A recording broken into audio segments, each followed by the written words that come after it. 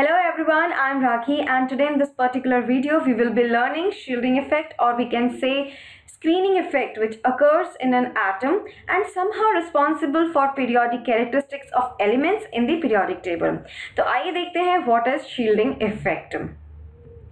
आप सभी को पता है in an atom there is a nucleus, और उस न्यूक्लियस के अंदर उतने ही नंबर ऑफ प्रोटॉन्स होते हैं जितना उस पर्टिकुलर एटम का एटॉमिक नंबर होता है, और उतने ही नंबर ऑफ इलेक्ट्रॉन्स उस पर्टिकुलर न्यूक्लियस के चारों तरफ रिवॉल्व करते हैं। ठीक है, प्रोटॉन्स पॉजिटिवली चार्ज होते हैं, इलेक्ट्रॉन्स नेगेटिवली चार्ज होते हैं। So there exist what a force of attraction जो आउटर इलेक्ट्रॉन्स और न्यूक्लियस के बीच में होता है। ठीक है, लेकिन side by side there is also a repulsion force between the inner shell electrons and the outer shell electrons. ठीक है, आगे देखते हैं। अब आप देखिए, मैंने यहाँ इस डायग्राम में आपको बताया है कि ये पर्टिकुलर जो मेरा आउटर शेल वाला इलेक्ट्रॉन है, there is attraction between this electron and the nucleus, लेकिन side by side there is repulsion जो एग्जिस्ट हो रहा है इनर शेल के इलेक्ट्रॉन्स में और आउटर शेल इलेक्ट्रॉन्स के अंदर। तो ये इनर शेल वाले जो इलेक्ट्रॉन्स हैं, ये इनको एक तरह से शील्डिंग इफेक्ट दे रहे हैं। किसको शील्डिंग इफेक्ट दे रहे हैं? आउटर शेल वाले इलेक्ट्रॉन्स को ये शील्डिंग इफेक्ट दे रहे हैं। तो एक तरह से जो नेट अट्रैक्शन फोर्स है आउटर शेल इलेक्ट्रॉन्स का विद द न्यूक्लियस, वो क्या हो जाएगा? वो थोड़ा सा कम हो जाएगा।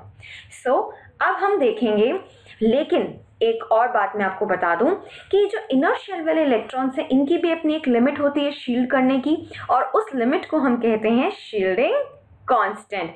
जो शील्डिंग कांस्टेंट होता है वो हर एलिमेंट का अलग अलग होता है।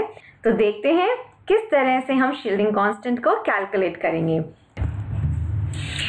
देखिए, यहाँ पर Z किसको डिनोट कर रहा है? एटॉमिक नंबर को डिनोट कर रहा है। तो जितना एटॉमिक नंबर होता है उतने ही नंबर ऑफ प्रोटॉन्स होते हैं। जैसे जैसे एटॉमिक नंबर बढ़ेगा वैसे वैसे नंबर ऑफ प्रोटॉन्स उस पर्टिकुलर न्यूक्लियस में बढ़ेंगे, और वो पर्टिकुलर प्रोटॉन्स हमें उस न्यूक्लियस की स्ट्रेंथ को बताएंगे। दैट मीन्स जितने ज्यादा प्रोटॉन्स बढ़ेंगे उतनी ज्यादा न्यूक्लियस की स्ट्रेंथ इंक्रीज अप होगी। ठीक है, सिग्मा यहाँ पर रिप्रेजेंट कर रहा है शील्डिंग कांस्टेंट को।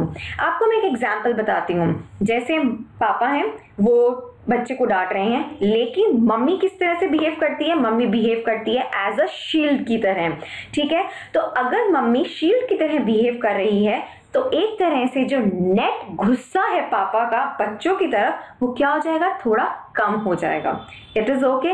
वैसे ही हमारे यहाँ एटम में होता है, जो नेट अट्रैक्शन फोर्स है वैलेंस इलेक्ट्रॉन का टूवर्ड्स द न्यूक्लियस, वो जो हमारे इनर इलेक्ट्रॉन्स हैं जो एक तरह से शील्ड प्रोवाइड कर रहे हैं, उनकी वजह से नेट अट्रैक्शन फोर्स कम हो जाएगा टूवर्ड्स दी वैलेंस इलेक्ट्रॉन्स, और उसको हम क्या बोलते हैं? Effective nuclear charge, represented as Z effective, जो यहाँ आपको दिख रहा है। So effective nuclear charge experienced by valence shell electron is given by Z minus sigma. Now calculation of shielding constant. देखिए, इस कैलकुलेशन को समझने से पहले हम एक एनालॉजी को समझते हैं। ठीक है, सपोज कीजिए एक बस है जो यात्रियों से खचाखच भरी हुई है। एक यात्री भागकर उस बस में चढ़ जाता है और उस यात्री को हम कह देते हैं वैलेंस इलेक्ट्रॉन ऑफ दैट बस। ठीक है, अब जो यात्री उसके साथ में खड़े हुए हैं वो उसको फुल फ्लैश धक्का तो नहीं देंगे, लेकिन थोड़ी थोड़ी खोनी तो यार लगती ही रहेगी। तो वो अपनी कैपेबिलिटी का ओनली 35% ही उसको धक्का देंगे। ठीक है, लेकिन जो यात्री उससे एक सीढ़ी पहले खड़े हुए हैं उनको तो परेशानी होगी ना कि ये चढ़ के यार आ गया है, तो वो क्या करेंगे? वो उसको थोड़ा और तेज धक्का देंगे और अपनी कैपेबिलिटी का ओनली 85% ही उसे धक्का देंगे। ठीक है, लेकिन जो यात्री बिल्कुल ही अंदर खड़े हुए हैं, वो पसीने में एकदम भीगे हुए हैं, उन्हें और गुस्सा आएगा तो वो क्या करेंगे? अपनी पूरी कैपेबिलिटी से उसको धक्का देंगे। दैट मीन्स फुल 100% उसे धक्का देंगे। तो अब देखिए यहाँ पर shielding due to electrons in the nth shell. ठीक है, nth शेल मतलब जो वैलेंस इलेक्ट्रॉन है उसके साथ वाले जो इलेक्ट्रॉन्स हैं, तो उसके साथ वाले इलेक्ट्रॉन्स की वजह से उसे कितना शील्डिंग इफेक्ट मिल रहा है? number of electrons in the NH shell excluding the valence electron multiplied by 0.35. Second, N minus 1th shell, that means उससे एक और अंदर वाली शेल, ठीक है, तो वो उसे कितना शील्ड करेंगे, they will be giving as number of electrons in n minus 1th shell multiplied by 0.85, और जो इनर इलेक्ट्रॉन्स होंगे उससे भी ज्यादा अंदर वाले, वो कितना उसे शील्डिंग इफेक्ट देंगे, number of electrons in the inner shell multiplied by 1. तो टोटल शील्डिंग इफेक्ट कितना हो जाएगा, sum of all the above factors. That means जब भी आपको कैलकुलेट करने के लिए कहा जाए shielding effect on any valence electron, तो consider all the electrons excluding the valence electrons. ठीक है, अब हम एक एग्जाम्पल लेते हैं लिथियम का, जिसमें हमसे पूछा गया है to calculate the shielding constant and effective nuclear charge. ठीक है, लिथियम का आपको एटॉमिक नंबर तो पता है क्या है, 3 है. उसकी इलेक्ट्रॉनिक कॉन्फ़िगरेशन भी आपको पता है, 1s2 2s1.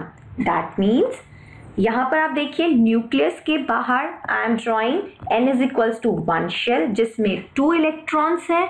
Then I am drawing n is equals to 2 shell जिसमें ओनली एक ही इलेक्ट्रॉन पोजेस कर रहा है. ओके, हमें क्या निकालना है, शील्डिंग कांस्टेंट, वो भी वैलेंस शेल इलेक्ट्रॉन का, मतलब थर्ड इलेक्ट्रॉन का, एक तरह से जो n is equals to 2 shell के अंदर है. इसके साथ में इसकी खुद की शेल में बाकी कोई और इलेक्ट्रॉन्स नहीं हैं, लेकिन n is equals to 1 shell में 2 इलेक्ट्रॉन्स हैं. तो इसका मतलब जो शील्डिंग इफेक्ट होगा वो इन 2 इलेक्ट्रॉन्स की वजह से होगा, किस पे, थर्ड इलेक्ट्रॉन पे. ठीक है, तो ये हमारी n शेल है, ठीक है, और ये हमारी n-1th शेल है.